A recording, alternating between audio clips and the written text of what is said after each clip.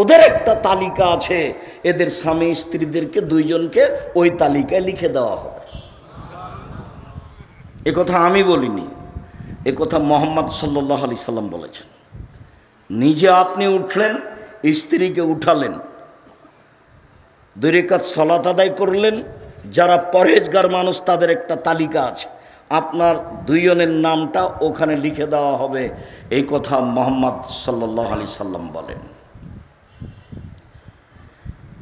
আবু হুরায়রা রাদিয়াল্লাহু তাআলা আনহু বলেন, রাসূল সাল্লাল্লাহু আলাইহি ওয়াসাল্লাম বলেছেন, ইন্না শাইতানা ইয়াকিদু আলা কাফিয়াতি রাস আহাদিকুম সালাসা ওয়াকাত।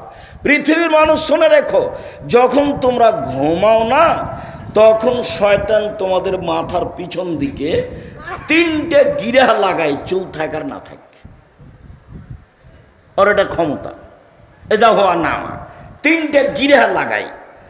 ফাইজাস্তাইকাদা ওয়াযাকারাল্লাহ, যখন ঘুম থেকে উঠে আর বলে আলহামদুলিল্লাহিল্লাযী আহয়ানা বাদামা আমাতানা ওয়া ইলাইহিন নুশুর, সে আল্লাহর প্রশংসা যে আল্লাহ মারলো তারপরে জীবিত করলো, এইটুকু বললেই একটা গিরা খুলে যায়। ফাইন তাওয়াদ্দা ইনহালাত উকদা, যদি অজু করে তাহলে আরেকটা গিরা খুলে যায়।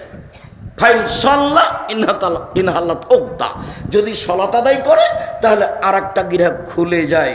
ফাসবাহা নাশিতান তাইয়িবান নফসে, তখন উৎফুল্ল হয়ে ভালো অন্তরে সকাল করে, উদ্যমশীল হয়ে ভালো অন্তরে সকাল করে। ওয়াইল্লা আসবাহা খাবিসান নফসে কাসলানা, অন্যথায় সকাল করে ভ্যাংচা ভ্যাংচা মুখে, কলুষিত মনে, ভ্যাংচা ভ্যাংচা মুখে, কলুষিত মনে, অলস অন্তরে, অলস অন্তরে, কলুষিত মনে, ভ্যাংচা ভ্যাংচা মুখে। কেমন কেমন লাগে দেখবেন, 6টা-7টার সময় উঠেছে, মুখখান কেমন কেমন লাগে। আল্লাহ নবী বলেছেন, ওর কানে ওর মুখে শয়তান পেশাব করে দিয়েছে। রাতে সালাত আদায় করতে শিখুন। সম্মানিত দিনী ভাই বোন, আব্দুল্লাহ ইবনে আব্বাস রাদিয়াল্লাহু তাআলা আনহু বলেন, বিত্তু ইনদা খালাতি মাইমুনাতা লাইলাতান, আমি আব্দুল্লাহ ইবনে আব্বাস ছোট ছেলে হলে কি হবে, বুদ্ধির অভাব নেই।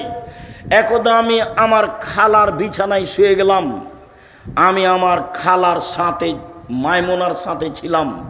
ও নবী সাল্লাল্লাহু আলাইহি সাল্লাম ইনদাহা, তাকদীর বশত মুহাম্মদ সাল্লাল্লাহু আলাইহি সাল্লাম সেই দিন আমার খালার কাছে ছিলেন। ফাতাহাদ্দাসা সাআতাম মিনাল লাইলি মা আহলিহি, তিনি তার পরিবারের সাথে রাতে কিছুক্ষণ কথা বললেন। স্ত্রীর সাথে মাঝে মধ্যে রাতে কথা বলা ভালো, সাংসারিক চিন্তা ভাবনা করা ভালো। নিজে একা একাই সংসার করিয়েন না, স্ত্রীকে সাথে নিয়েন, পরামর্শ করে বেগুন কিনিয়েন। নইলে 5 কেজি বেগুন কিনে নিয়েছেন, 2 কেজি ছিল, তখন পচে যাবে, সংসারের ক্ষতি হবে।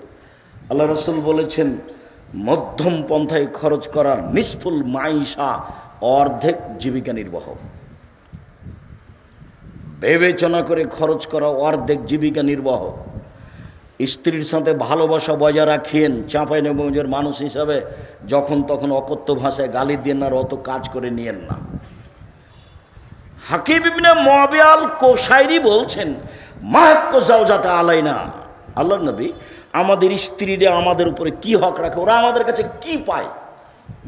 তখন আল্লাহ রাসূল বলছেন, আতেম হয়ে যা তায়েমতা, খাওয়াবে যখন তুমি খাবে, ফাকসুহা মাক্তাসাইতা, পরাবে যখন তুমি পরবে, খাওয়াবে যেমন তুমি খাও, পরাবে যেমন তুমি পরো। ওলা তুকাব্বে, স্ত্রীকে কটু কথা বলো না, কটু কথা বলা হবে না। চাঁপাইনবাবগঞ্জের ভাষাতে এভাবে গালি দেওয়া হবে না, কটু কথা বলা হবে না, ঠোঁটটা কালো এ কথা বলা হবে না, তোমার রংটা কালো এ কথা বলা হবে না। একবার ঠোঁট কালো বললে 10 বছর ভালোবাসবে না। বেশি প্রশংসা করেন, সারা রাত সেবা করে দিবে। প্রশংসা প্রিয় মানুষ নারী, আপনার সেবার জন্যই তাকে সৃষ্টি করা হয়েছে। আপনি আর আমি ভুল বুঝেছি, অন্য কাজে তাকে লাগিয়েছে, অথচ তার কাজে এগুলো নয়। তারপরে আল্লাহ রাসূল বললেন, আল্লাহ তাজের বেলা লজে, মুখের উপরে মারো না, কোনো সময় যদি এরকম কিছু পরিবেশ চলে আসে তাহলে মুখের উপরে মারো না, আল্লাহ তাতরখা ইল্লা ফিল বাইতে, নিজের বাড়ি ছাড়া কোথাও যেতে দিও না।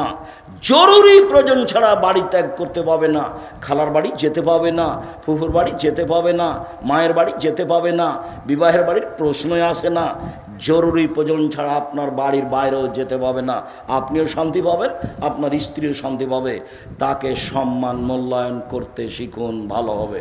মুহাম্মদ সাল্লাল্লাহু আলাইহি সাল্লাম মাইমুনার সাথে রাতে কথা বললেন, সুমার আকাদা, তারপর তিনি ঘুমিয়ে গেলেন। ফালাম্মা কানা সুলুসুল লাইলিল আখিরা, যখন রাতের 3 ভাগের 2 ভাগ পার হয়ে গেল, রাকাদা, তিনি উঠে বসলেন। নাজারা ইলাস সামায়ে, তিনি আকাশের দিকে লক্ষ্য করলেন। সুমা কারা, তারপর তিনি পড়লেন, ইন্না ফি খালকিস সামাওয়াতি ওয়াল আরদ ওয়াখতিলাফিল লাইলি ওয়ান নাহার লায়াতিন লিউলিল আলবাব, নিশ্চয় আসমান জমিনের সৃষ্টিতে, রাত দিনের আসা যাওয়াতে জ্ঞানী ব্যক্তিদের জন্য নিদর্শন, শিক্ষা রয়েছে। আল্লাযীনা ইয়াযকুরুনাল্লাহা কিয়ামান ওয়া কুউদান ওয়া আলা জুনুবিহিম, যারা আল্লাহকে ডাকে, রাতে শুয়ে ডাকে, বসে ডাকে, দাঁড়িয়ে ডাকে। যারা আল্লাহকে দাঁড়িয়ে দাঁড়িয়ে ডাকে রাতে, যারা আল্লাহকে বসে বসে ডাকে রাতে, যারা আল্লাহকে শুয়ে শুয়ে ডাকে রাতে, এদের জন্য নিদর্শন রয়েছে। আসমান জমিনের সৃষ্টিতে 5 আয়াত পড়লেন। একাধিক সহিহ হাদিস দ্বারা প্রমাণিত যে শেষ রুকু পড়লেন, অন্তত 5 আয়াত মুখস্থ করে নেবেন।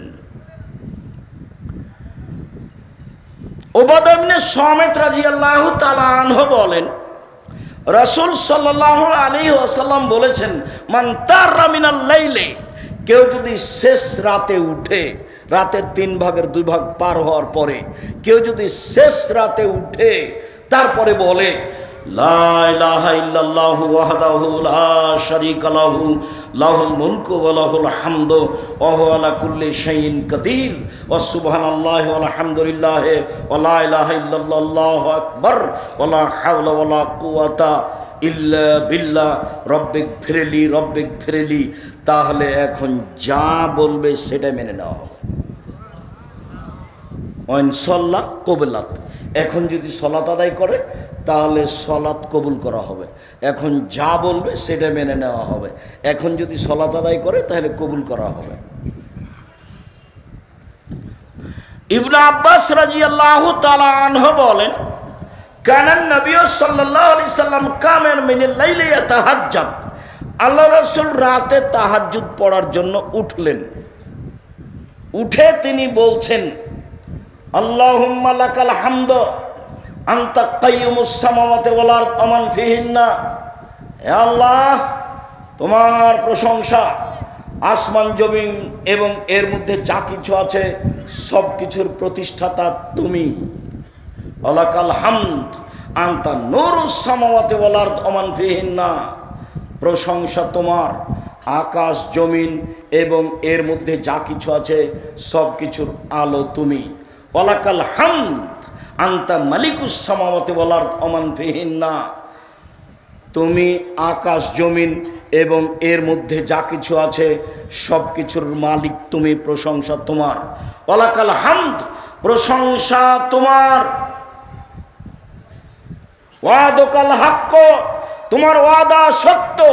ও লেখাওকা হাক্কুন, তোমার সাক্ষাৎ সত্য। ও কাওলুকা হাক্কুন, তোমার বাণী সত্য। ও জান্নাতু হাক্কুন, জান্নাত সত্য। ও নারু হাক্কুন, জাহান্নাম সত্য।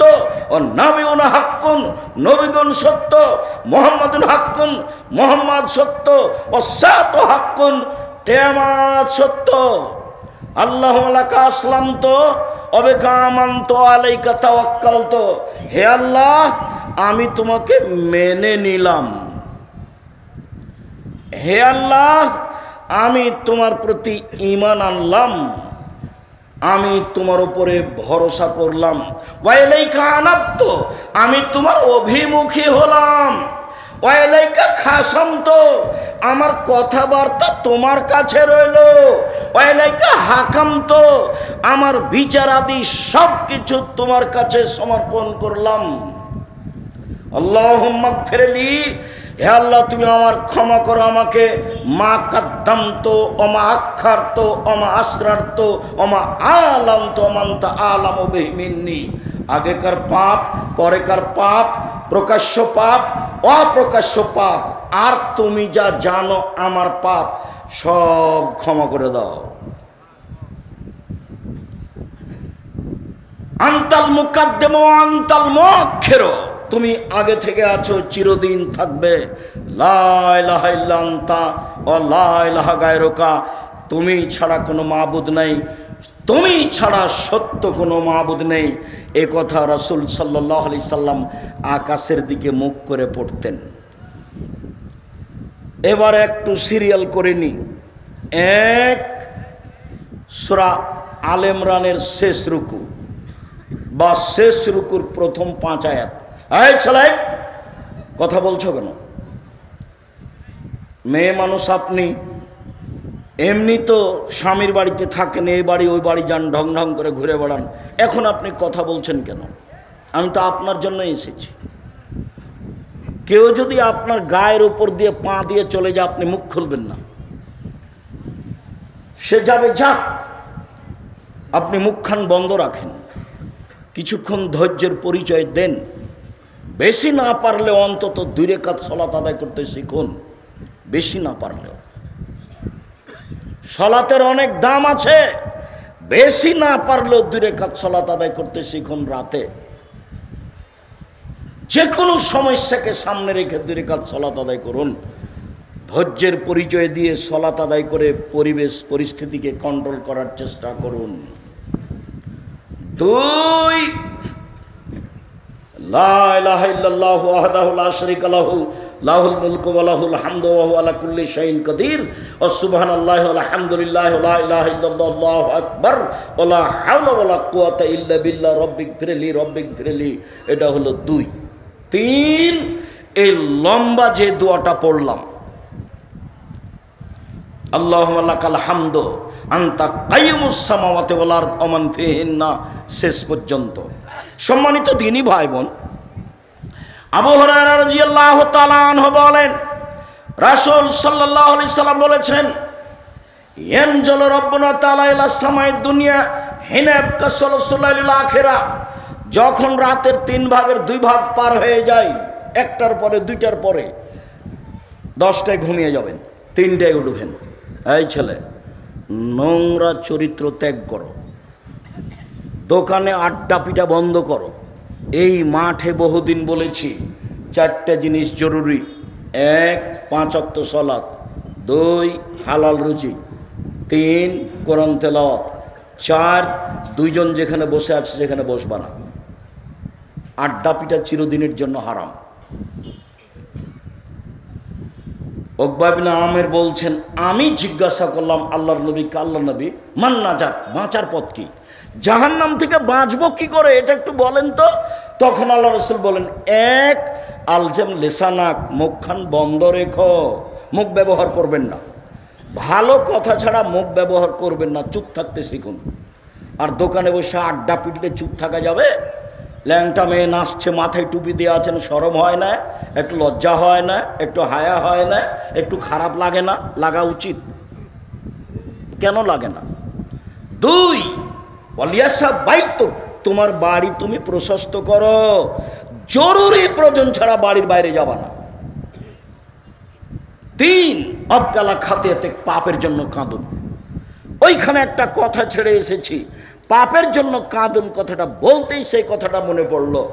রাসূল সাল্লাল্লাহু আলাইহি সাল্লাম বলেছেন, লা ইয়ালিজার রাজুলুন নারা বাকা মিন খাশিয়াতিল্লাহ হাত্তা ইয়ালিদাল লাবানু ফি দারে, গাভীর বাঁট ওলান থেকে চাপ দিয়ে দুধ বের করে ভিতরে ঢোকানো যায় না, যেমন আল্লাহর ভয়ে কাঁদে যে সে জাহান্নামে যাবে না তেমন। গাভীর বাঁট থেকে চাপ দিয়ে দুধ বের করে ভিতরে ঢোকানো যায় না যেমন, এটা যেমন অসম্ভব, আল্লাহর ভয়ে রাতে কাঁদে যে তার জাহান্নামে যাওয়া তেমনি অসম্ভব। উকবা ইবনে আমির আল জোহানি বলেন, আমি আল্লাহর নবীকে বললাম বাঁচার পথ কি? তখন বললেন, 1, মুখখান বন্ধ রেখো, 2, জরুরি প্রয়োজন ছাড়া বাড়ির বাইরে যায় না। 3 পাপের জন্য কাঁদো। যখন আল্লাহ রসুল বলেন কাইফাবে কমাবে জামানিন, তোমাদের কি হবে, যুগের কি হবে, তোমাদের কি হবে, যুগের কি হবে, এদা ওকে তুমি হোসালাতে মিনান নাস, যখন তোমরা থাকবে আগাছার মাঝে, মানুষ বলতে সমাজে তেমন কেউ থাকবে না, সবাই হবে পশু প্রাণীর মতো। সমাজ যেদিন আগাছার মতো হয়ে যাবে সেদিন তোমাদের কি হবে, যুগের কি হবে। মারা জাতিল ওহুদ আল আমানাত, থাকবে না ওয়াদা অঙ্গীকার, থাকবে না আমানতদারি, সবাই হবে আত্মসাৎকারী, প্রায় সবাই হবে বিশ্বাসঘাতক, সবাই হবে গাদ্দার। যেদিন সমাজের লোক হবে বিশ্বাসঘাতক, যেদিন সমাজের লোক হবে আত্মসাৎকারী, যেদিন সমাজের লোক হবে আপনার গাদ্দার, সেদিন তোমাদের কি হবে, যুগের কি হবে, তোমাদের কি হবে, যুগের কি হবে। আর মানুষ কেউ কারোর কথা মানবে না, মতবিরোধ বেড়ে যাবে এইভাবে। সব্বা কবে না আসবে, এ দেখেন মতবিরোধ বেড়ে যাবে এইভাবে। ডান আঙ্গুল যেন বাম আঙ্গুলের ভিতরে ঢুকলো, কেউ কারোর কথা মানবে না। মতবিরোধ মানুষের মধ্যে এভাবে ঢুকে যাবে, তখন তোমাদের কি হবে, যুগের কি হবে। তখন সাহাবী বলছেন আবু মুসা আশআরী, ফামাতা আমরুনি, বলেন কি করতে হবে, তাহলে বলেন কি করতে হবে, আপনি বলেন। তখন আল্লাহ রসুল বলেন, 1 আলজেম লেসানাক, মুখখান বন্ধ রেখো। 2 আলজেম বাইতাক, বাড়িতে থেকো। 3 দামাত তুনকেরো খুজমা তারেফ, যেটা ভালো মনে করো সেটা নিও, যেটা ভালো মনে করো না সেটা ছেড়ে দিও। এই পর্যন্ত যখন সাহাবীগণ বললেন, আল্লাহ রসুল বললেন, তখন সাহাবীগণ বলছেন আল্লাহর নবী, আচ্ছা ঠিক আছে বাইরে গেলাম না, তো সমাজে যদি এত মারামারি বেড়ে যায়, আমি ঘরের মধ্যে আছি, কেউ যদি আমাকে ঘরে এসে মারে, আমি বের হলাম না, ঠিক আছে, 1 মুখ বন্ধ রাখলাম, 2 ঘরে থেকে গেলাম। সমাজে মারামারি বেড়ে গেছে, কেউ কারো কথা মানে না, আমি ঘরে আছি, কেউ যদি ঘরে এসে মারে তাহলে কি হবে। তখন আল্লাহ রসুল বললেন, ওই সময় আদমের 2 ছেলের ভালোটার মতো হয়েও। আদমের 1 ছেলে বলল, এই হাবিল তোকে হত্যা করব। কাবিল বলল, তখন হাবিল বলল, তুমি হত্যা করো, আমি তোমাকে হত্যা করব না, তুমি মারো, আমি তোমাকে মারবো না। আল্লাহর নবী বললেন, আদমের 2 ছেলের ভালোটার মতো হয়েও তুমি এরপরেও তাকে মারতে যাও না, পরিস্থিতি তোমার অনুকূলে নয়, মুখ বন্ধ রেখো। জরুরি কাজ 4টে, 1 5 ওয়াক্ত সালাত, 2 হালাল রুজি, 3 কোরআন তেলাওয়াত অন্তত সূরা ইখলাস, 4 আড্ডা পিটবেন না, আড্ডা পিটা চিরদিনের জন্য হারাম। আড্ডা পিটলেই কারো বদনাম হবে, আড্ডা পিটলেই অপ্রয়োজনীয় কথা আসবে, যেই কথার কোনো প্রয়োজন নাই। নিজে উপার্জন করেন, খান কষ্ট করে, খামাখা দোকানে বসে বদনাম করে বড় পাপ করেন, এটা কেন করবেন। আবু হুরায়রা রাদিয়াল্লাহু তাআলা আনহু বলেন, রাসূল সাল্লাল্লাহু আলাইহি সাল্লাম বললেন, রাতের 3 ভাগের যখন 2 ভাগ পার হয়ে যায়, আল্লাহ তাআলা সপ্তম আকাশ থেকে প্রথম আকাশে নেমে আসেন, নেমে এসে বলেন, মাইউদিনী ফাস্তাজিব লাহু, কে আমাকে ডাকে আমি তার ডাকে সাড়া দিব, মায়াসলনি ফাউতিয়াহু, কে আমার কাছে কিছু চাই, যে যা চাই তাকে আমি তাই দিয়ে দিব, মায়াস্তাগফিরনি ফাগফিরা লাহু, কে আমার কাছে ক্ষমা ভিক্ষা চায় আমি তাকে ক্ষমা করে দিব। সম্মানিত দিনী ভাই বোন, আবার খেয়াল করেন, এই ছেলে আমার দিকে খেয়াল করো, মনে আছে বারবার বলে গেছিলাম, 3টা পাপের কারণে 3টা বিপদ নেমে আসে, 3টা পাপের কারণে 3টা বিপদ নেমে আসে, বারবার বলেছি, মনে থাকা দরকার।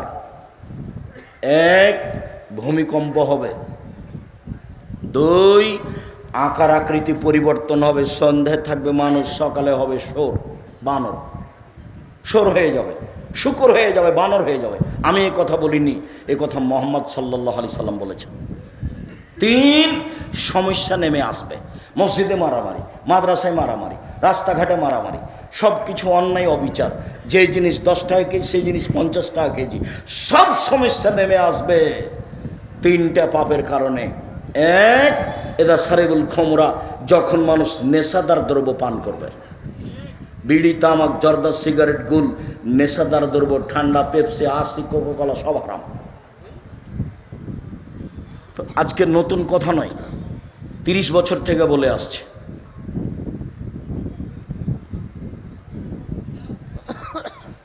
দুই, জাহরাতুল কায়নাত মেয়েরা যখন নাচবে, সব দোকানি মেয়ে নাচে, সব মোবাইলে মেয়ে নাচে, সব বাড়িতে মেয়ে নাচে। মেয়েরা যখন নাচবে তখন 3টে বিপদ নেমে আসবে। 3, জারাবুবিল মাজেব, যখন বাদ্যযন্ত্র প্রকাশ পাবে, সব মোবাইলে বাজনা বাজে, সব দোকানেই বাজনা বাজে, প্রায় সব বাড়িতেই বাজনা বাজে, প্রায় সব দোকানেই বাজনা বাজে, প্রায় সব বাড়িতেই বাজনা বাজে, প্রায় সব মোবাইলে বাজনা বাজে। 3টে বিপদ নেমে আসবে 3টা পাপের কারণে। 1, ভূমিকম্প হবে। 2, আকার আকৃতি পরিবর্তন হবে, বানর সর হয়ে যাবে। 3, সমস্যা নেমে আসবে 3টি পাপের কারণে। আবার আফসোস করে দুঃখ করে তিনি বলেছেন, পৃথিবীর মানুষ শুনে রেখো, আমার উম্মত ইহুদি খ্রিস্টানদের সাথে মিশে যাবে কথা কর্মে, চাল চলনে, কৃষ্টি কালচারে, খাতা কলমে, বই পেন্সিলে, পোশাকে, সব কিছুতেই আমার উম্মত ইহুদি খ্রিস্টানের সাথে মিশে যাবে। ডান হাতের বিঘত যেমন বাম হাতের সমান, ডান পায়ের জুতা যেমন বাম পায়ের জুতার সমান, বাম পায়ের জুতা যেমন ডান পায়ের সমান, ডান হাতের বিঘত যেমন বাম হাতের সমান। এভাবে বলতে বলতে এবার তিনি নিচে নামতে লাগলেন। ভাষার নিচে নামতে নামতে এমনভাবে বললেন, পৃথিবীর মানুষ শুনে রেখো, ইহুদি খ্রিস্টান যদি মায়ের সাথে জেনা করে থাকে, আমার উম্মত মায়ের সাথে জেনা করবে। এই ছেলে, তোমার মাথায় চুল কেমন করে ছাঁটা আছে তুমি বুঝতে পারো না? এরকম কেন? শুধু ওপরে চুল কেন, চতুর্দিক কেন চাঁচা? এটা কি? এটা তুমি কি বলতে চাচ্ছ?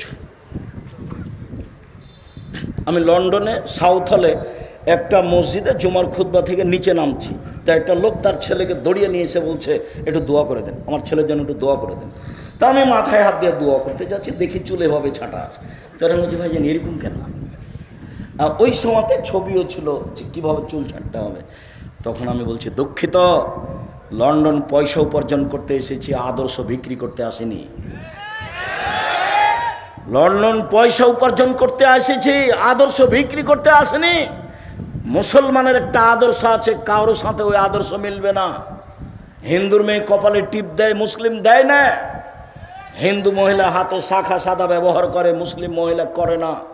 এদের নিজস্ব একটা আদর্শ আছে, নিজস্ব একটা বৈশিষ্ট্য আছে, স্বভাব আছে।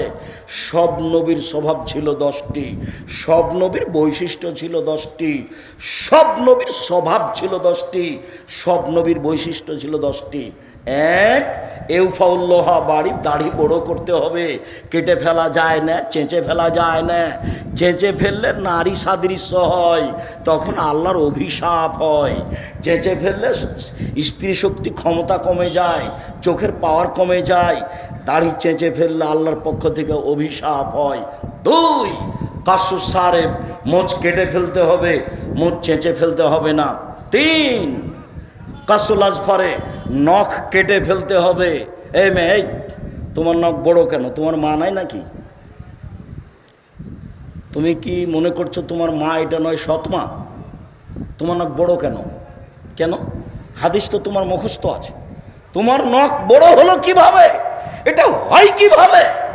জাবের রাদিয়াল্লাহু তাআলা আনহু বলেন, রাসূলের সাথে যুদ্ধ করে বাইরে থেকে আসলাম, মদিনায় ঢুকবো, আসছিলাম মদিনায় ঢুকবো। আল্লাহ রাসূল বলেন, এই থামো, রাতে এখানে থাকো, সকালে বাড়িতে যাব।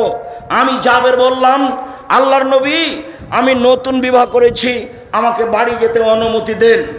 তখন আল্লাহর নবী বললেন, বিক্রানন সাইয়্যিবা, কুমারী মেয়ে বিবাহ করেছ না তালাক প্রাপ্তা মেয়ে বিবাহ করেছ? অবিবাহিতা মেয়ে বিবাহ করেছ না তালাক প্রাপ্তা মেয়ে বিবাহ করেছ? জাবের রাদিয়াল্লাহু আনহু বললেন, আমি তালাক প্রাপ্তা মেয়ে বিবাহ করেছি। তখন আল্লাহর নবী বললেন, হাল্লা বিক্রান তুলায় বখা, তুমি কুমারী অবিবাহিতা মেয়ে কেন বিবাহ করলে না? তুমি তার সাথে খেলতে, ও তোমার সাথে খেলতো, তুমি তার সাথে খেলতে, ও তোমার সাথে খেলতো। তখন জাবের রাদিয়াল্লাহু আনহু বলছেন, আল্লাহর নবী শোনেন, আমার আব্বা ওহুদের যুদ্ধে শহীদ হয়েছেন 9 জন মেয়ে রেখে। আমার আব্বা 9 জন মেয়ে রেখে গেছেন, আমার 9 জন বোন আছে। আক্রাহ আন আতাজাওয়াজা মিসলাহুন্না, আমি তাদের মতো মেয়ে বিবাহ করতে চাইনি 4টা কারণে। আমি তাদের সমবয়সের মেয়ে বিবাহ করতে চাইনি 4টা কারণে। আমি আমার বোনদের কম বয়সের মেয়ে কুমারী মেয়ে বিবাহ করতে চাইনি 4টা কারণে। এক, লেতুয়াল্লেমাহুন্না, আমার স্ত্রী যেন আমার বোনদেরকে বিদ্যা শিখাতে পারে। 2, বলে তুয়াদ্দেবাহুন্না, আমার স্ত্রী যেন আমার বোনদেরকে শিষ্টাচার শিখাতে পারে। 3, বলে তুরাজ্জেলাহুন্না, আমার স্ত্রী যেন আমার বোনদেরকে মাথার চুল চিরনি করে সাজগোজ করে পরিপাটি করে রাখতে পারে। 4, বলে তাকুমা আলাইহিন্না, আমার স্ত্রী যেন আমার বোনদেরকে পাহারা দিতে পারে। তোমার মা পাহারাদার, হাদিস বুখারী মুসলিম।